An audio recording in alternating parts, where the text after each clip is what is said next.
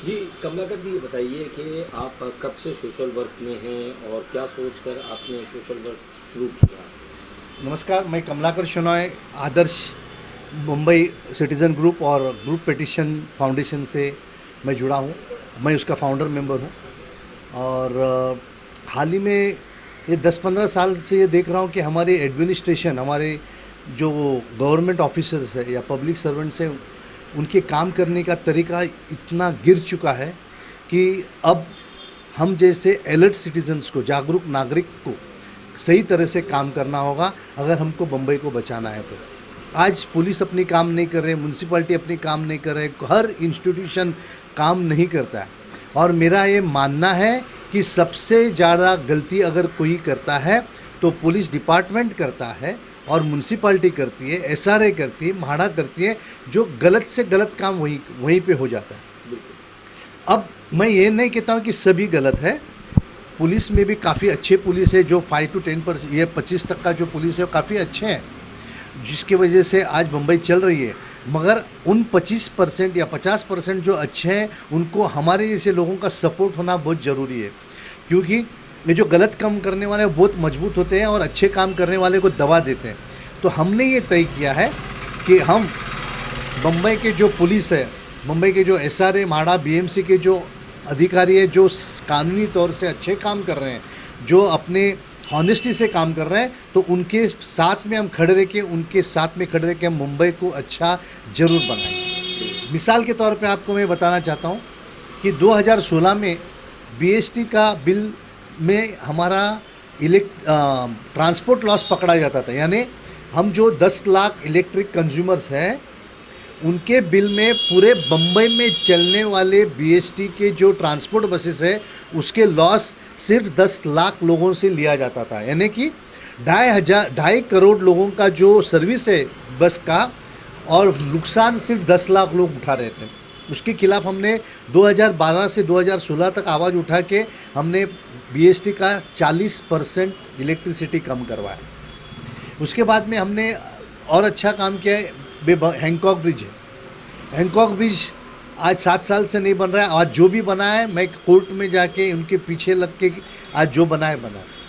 तीसरी बात यह है कि म्हाडा का 40,000 करोड़, वो आंकड़ा लिखने मुझे नहीं आता है, 40,000 करोड़ का फ्रॉड मैंने उजागर किया है, हाई कोर्ट में जाके ऑर्डर लिया है। मगर हमारे दुर्भाग्य है कि हमारी गवर्नमेंट ही उनको 40,000 करोड़ मिलने के टाइम पे सुप्रीम कोर्ट के उसके खिलाफ आवाज़ उठाती है।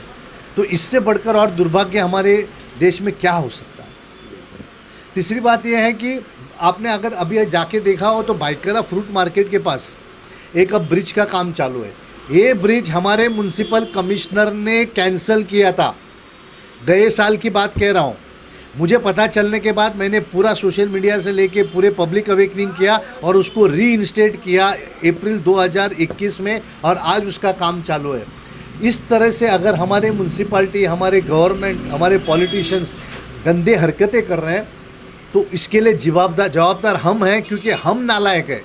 हम पब्लिक जो है वो सोते हैं, हम तिजोरी खोल के बैठे हैं, 60,000 करोड़ की तिजोरी खोल के बैठे हैं, हम सो रहे हैं और बोलते हैं हमारी तिजोरी को चोरी कर रहे हैं। हम नालायक हैं, हम सिटीजन्स नालायक हैं, और हम उस नालायक सिटीजन्स को जागरूक करना चाहते हैं कि आप जगह हो जाओ, नहीं तो कल आपके कपड़े भी उतारेंगे और आपको नंगा फूंकने लगाएंगे। और इस तरह से मैंने ये बीड़ा उठाया कि अगले 5 साल में हम अच्छे पुलिसों की मदद करेंगे, अच्छे बीएमसी की वर्कर्स की मदद करेंगे, जो कानून की हिफाजत करते हैं, सही तरह से काम करते हैं, उनके पीछे हम डट के रहेंगे। और जो गलत काम करते हैं उनमें जो उनको जेल में डालने की हम पूरी तरह से कोशिश करेंगे। उनके खिलाफ हम क्रिमिनल प्रोसिक्यूशन करेंगे और हम उसको आराम से जीने नहीं देंगे। बिल्कुल। कमलाकर जी अगर मैं बात करूं, जिस तरीके से आपने हैंकॉक ब्रिज का जिक्र किया, हैंकॉक ब्रिज की जो लड़ाई है काफ़ी समय से चल रही है।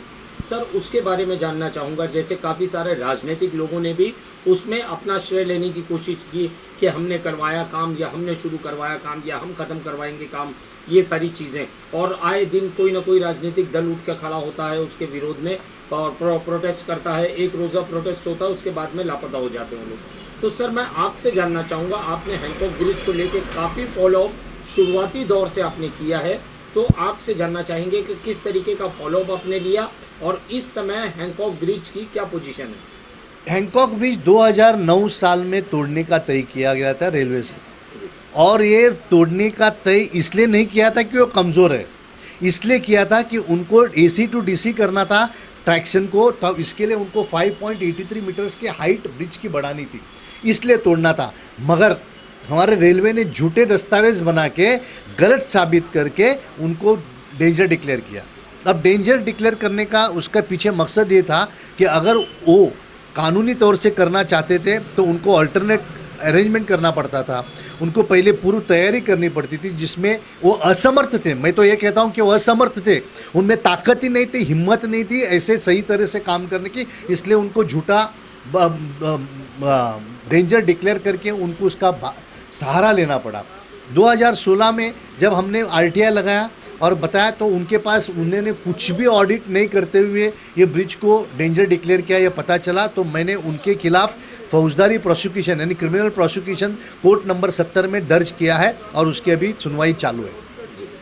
अब हमारे यहाँ चाइना में जो है वो 36 घंटे में उनकी प्लानिंग, उनकी विजन और उसके देश प्रेम की मैं आपको बात बताना चाहता हूँ कि 36 घंटे में ब्रिज तोड़ा जाता है, बनाया जाता है और पब्लिक को उसके ऊपर गाड़ी लेके जाने को छोड़ते हैं। 36 hours the bridge is demolished, the bridge is reconstructed and the vehicles are allowed to move. और हमारे यहाँ हमारे जो देशभक्ति के लिए पॉलिटिक्स में आने वाले जो है लोग हैं उसके बारे में मैं ज़्यादा बात नहीं करना चाहता हूँ। ये 48 महीने सोते हैं, ब्रिज तोड़ने के बाद वो 36 घंटे में बनाते हैं, हम 48 घंटा सोते हैं। और 7 साल आज हुए हैं। हमारे IAS ऑफिसर जो आज BMC को चला रहे वो तो सबसे निकम्मे हैं। वो इसलिए मैं उसको निकम्मे कहते हैं कि 7 साल वो चुप बैठे हैं और आज कहते हैं हम फर्स्ट फेज़ करेंगे, तो आप सेकेंड फेज़ कब करने वाले हो? आपको सेकेंड फेज़ करना ही नहीं है, आप कर भी नहीं सकते हो क्योंकि आपके पास ना अक्ल है, ना शक्ल है, ना आपके पास तैयारी है। उसके लिए आज 65 साल पहले रास्ते का 90 फीट रोड सैंक्शन हुआ था, आप सो रहे थे। 7 साल पहले जब आपने ब्रिज तोड़ा, जब आपको पता था कि 90 फुट की ब्रिज बनने वाली है, तो आपका फ़र्ज़ था कि 90 फुट का पहला रास्ता बनाए, बाद में ब्रिज तोड़े। आपने नहीं बनाया, आपने लोगों से धोखा किया है। और आज 7 साल के बाद आप कहते हो हम खाली 2 लेन छोड़ोगे। अरे भाई, आपने अगर 2 लेन करना है तो हमको स्टडी बताओ, आपने ट्रैफिक का स्टडी क्या किया है? वहाँ फजनाली स्कूल के पास पब्लिक स्कूल बस कहाँ लगाएंगे, मोटर बाइक कहाँ लगाएंगे, गाड़ियाँ कहाँ लगाएंगी, और वो वहाँ लगाएंगे तो आपने जो अंडरपास दिया है उसमें से गाड़ी निकलेगी कैसे और आएगी कैसी? आप लोगों को बेवकूफ़ बना रहे हो। हमारे म्यूनसिपल कमिश्नर, हमारे एडिशनल म्यूनसिपल कमिश्नर लोगों को बेवकूफ़ बना रहे हैं और हमारे पॉलिटिशियन बेचारे सो गए हैं। उनकी गलती नहीं है, क्योंकि आप अगर निकालेंगे हमारे पॉलिटिशियंस कितने पढ़े लिखे, तो काफ़ी लोग अनपढ़ है, तो उनके मैं उनको कोई दोष नहीं, वो बेचारे क्या कर सकते हैं, अनपढ़ है तो उनको कुछ समझ में नहीं आता है। मगर हमारे IAS लोग क्या करते हैं, क्यों वो पब्लिक के सामने नहीं आता है? मैं हमारे IAS को, हमारे म्यूनसिपल कमिश्नर को दावा देता हूँ, आप आइए यहाँ पब्लिक मीटिंग कीजिए। आप लोअर परेल 5 साल से नहीं बना रहे हो, आप हैंकॉक ब्रिज 5 साल से नहीं बना रहे हो, और आप कर्नाक ब्रिज तोड़ने के लिए ट्रैफिक पोजीशन क्या है? आज कर्नाक ब्रिज पे 1 मिनट में 100 गाड़ियाँ चलती है। अगर वो बंद कर दिया तो 100 गाड़ियाँ आपकी पूरी GPO से लेके महाराष्ट्र आज़ाद मैदान से लेके BMC ऑफिस से लेके क्रॉफर्ड मार्केट जाएगी, तो वहाँ की हालत क्या होगी उसके बारे में कभी सोचा है आपने?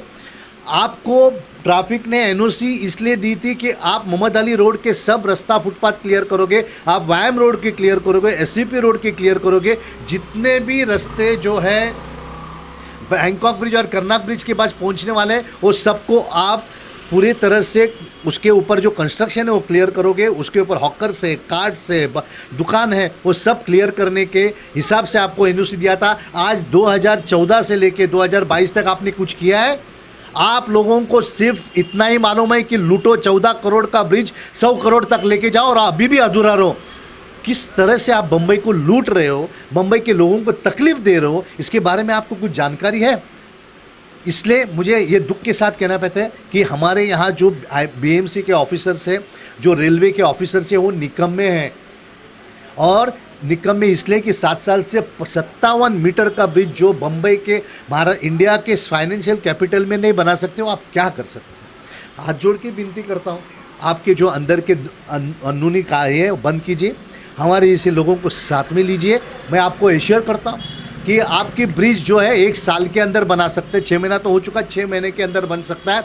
मगर आपको दिल में देश के प्रति प्यार होना चाहिए। आप में किसी में प्यार नहीं है, इसीलिए आप लोगों को इस तरह से तकलीफ दे रहे हैं। जय हिंद। ये थे कमलाकर जी जो कि एक्टिविस्ट हैं।